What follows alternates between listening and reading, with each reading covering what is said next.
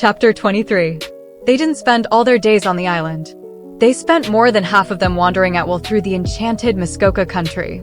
Barney knew the woods as a book, and he taught their lore and craft to Valancy. He could always find trail and haunt of the shywood people.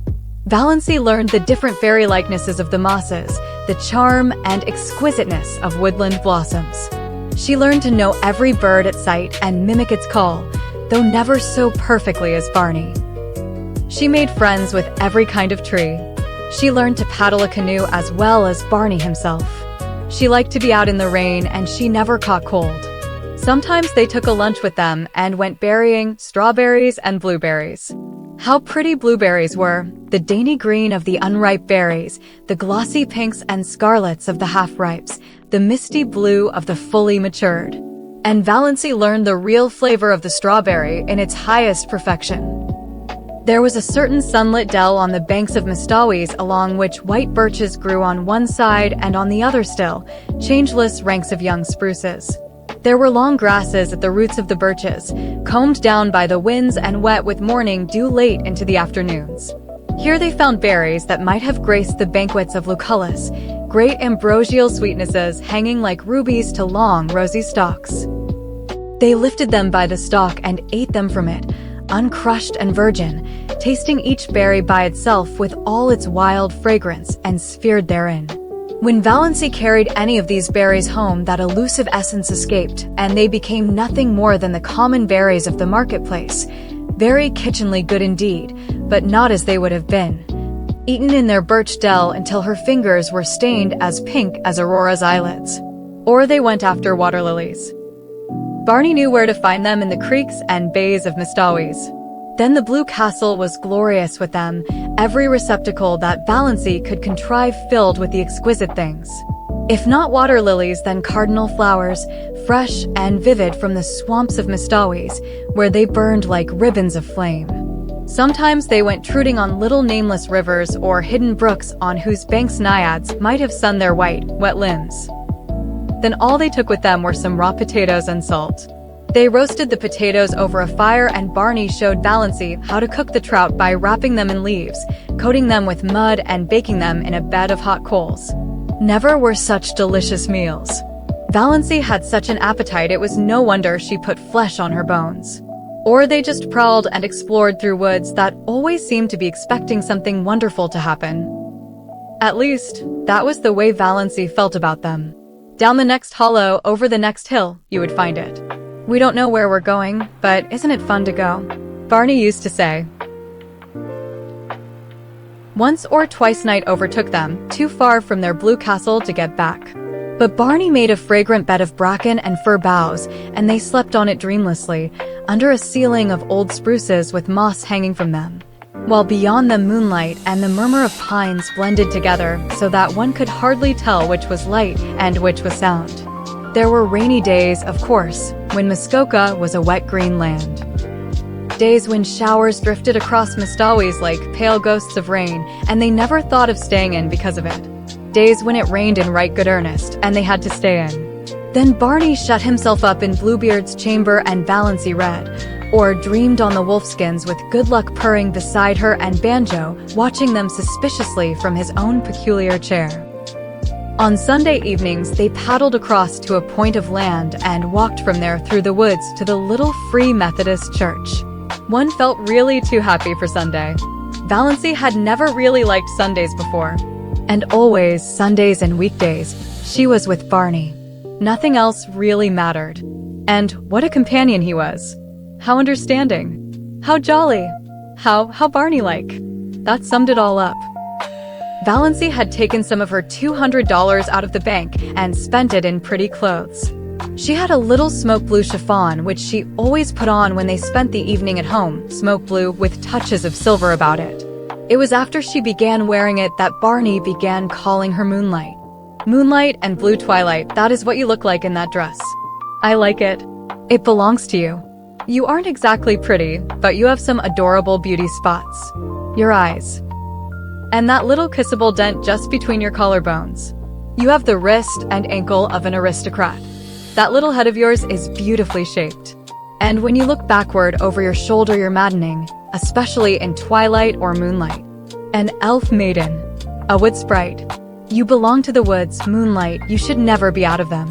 In spite of your ancestry, there is something wild and remote and untamed about you. And you have such a nice, sweet, throaty, summery voice. Such a nice voice for lovemaking. Sure, and Yve kissed the Blarney Stone, scoffed Valancy. But she tasted these compliments for weeks. She got a pale green bathing suit, too, a garment which would have given her clan their deaths if they had ever seen her in it. Barney taught her how to swim. Sometimes she put her bathing dress on when she got up and didn't take it off until she went to bed. Running down to the water for a plunge whenever she felt like it and sprawling on the sun-warm rocks to dry.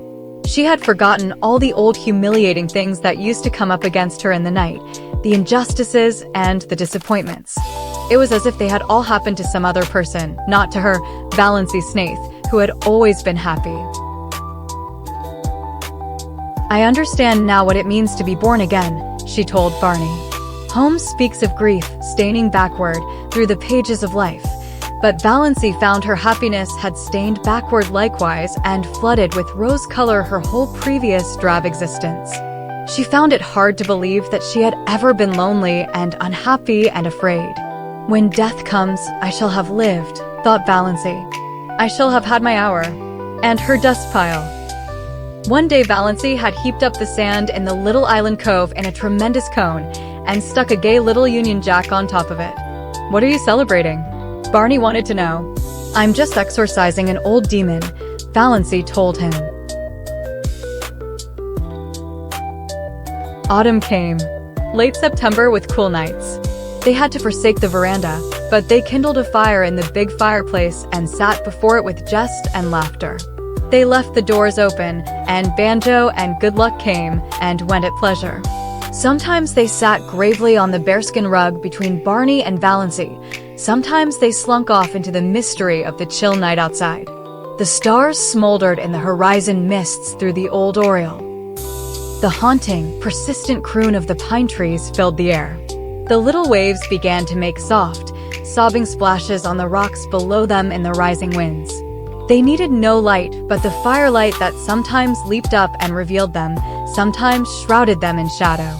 When the night wind rose higher, Barney would shut the door and light a lamp and read to her poetry and essays and gorgeous, dim chronicles of ancient wars. Barney never would read novels. He vowed they bored him. But sometimes she read them herself, curled up on the wolfskins, laughing aloud in peace. For Barney was not one of those aggravating people who can never hear you smiling audibly over something you've read without inquiring placidly, what is the joke? October, with a gorgeous pageant of color around Mistawis, into which Valancy plunged her soul. Never had she imagined anything so splendid. A great, tinted piece.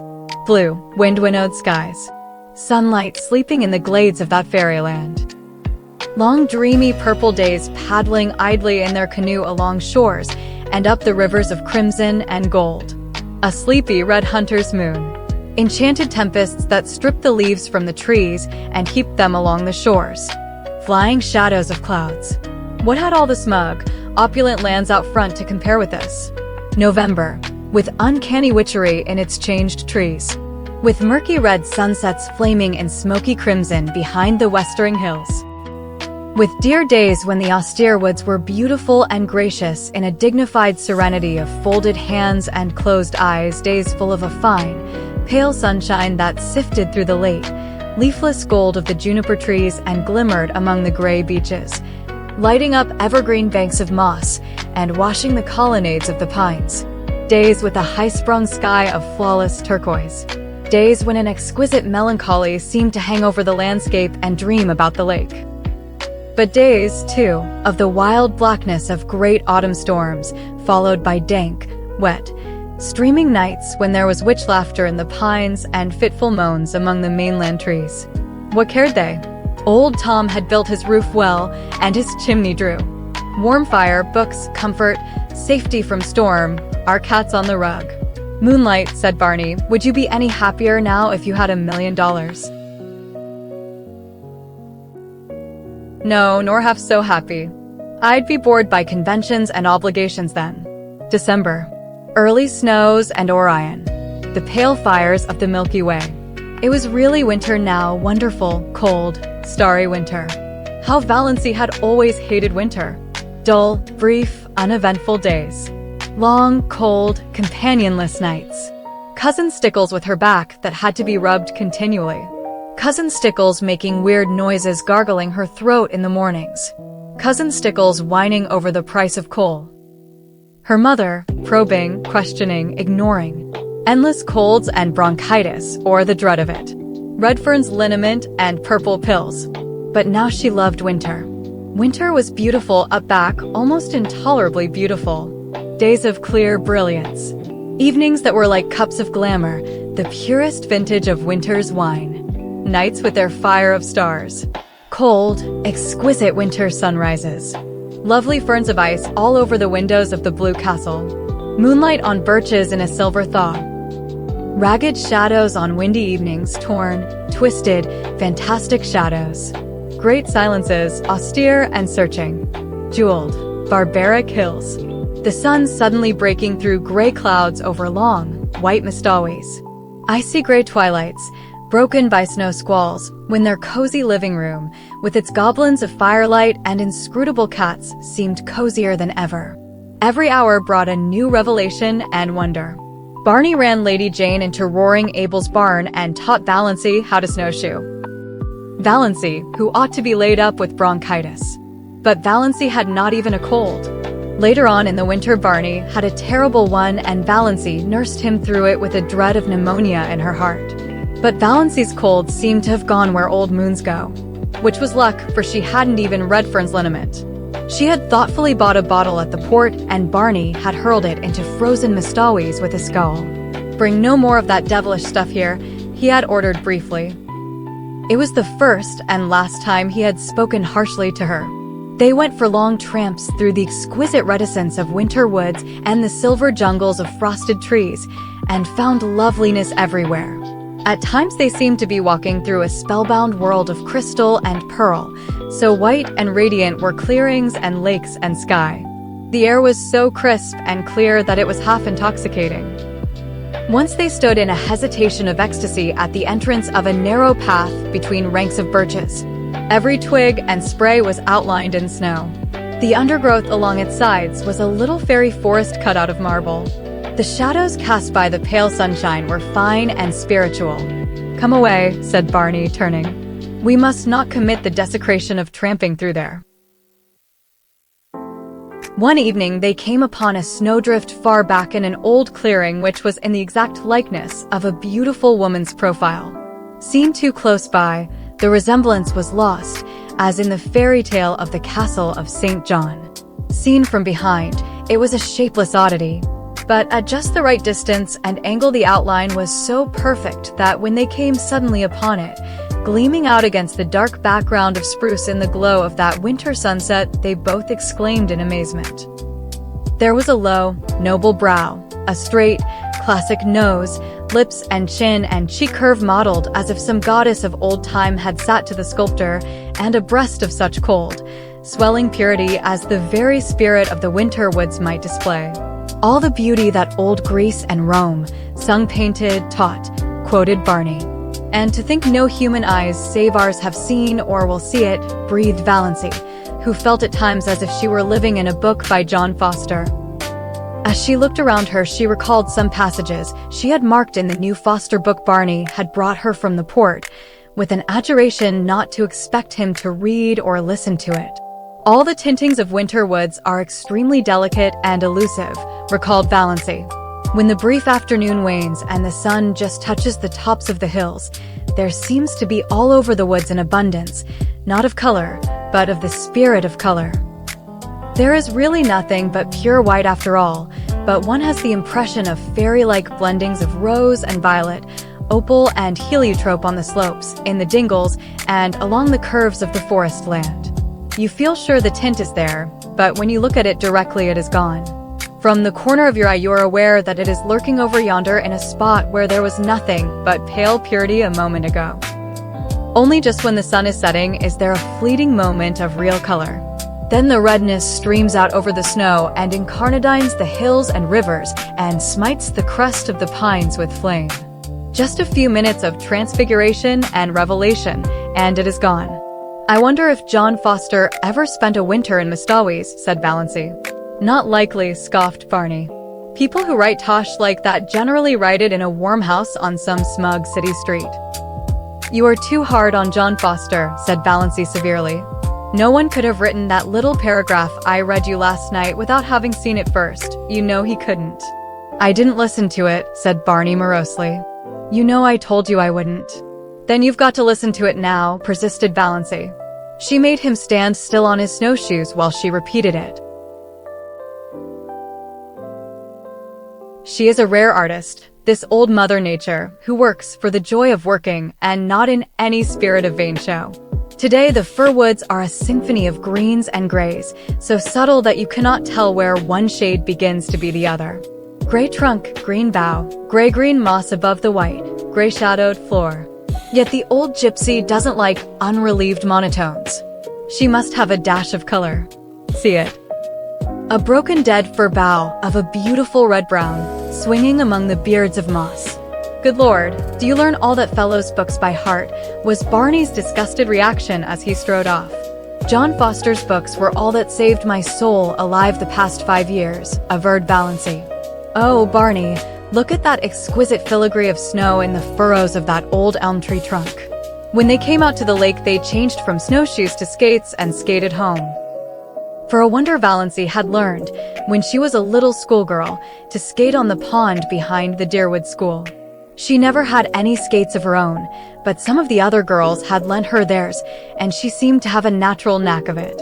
Uncle Benjamin had once promised her a pair of skates for Christmas, but when Christmas came, he had given her rubbers instead.